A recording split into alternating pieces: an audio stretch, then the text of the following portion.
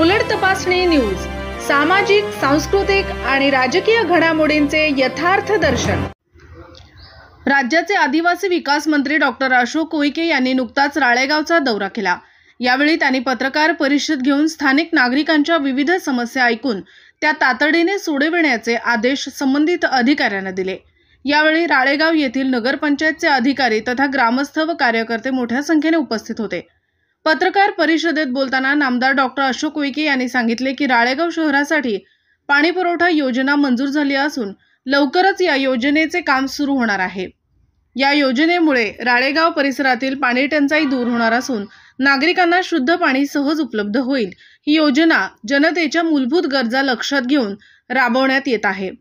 यासाठी शासन स्तरावरून निधी मंजूर झाला असून लवकरच कामास सुरुवात होईल असेही त्यांनी स्पष्ट केले।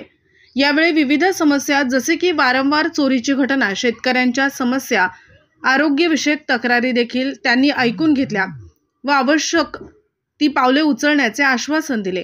क्राईम रिपोर्टर गुरुदास नगराळे सह गजानन झाडे, उलट तपासणी न्यूज, राळेगाव।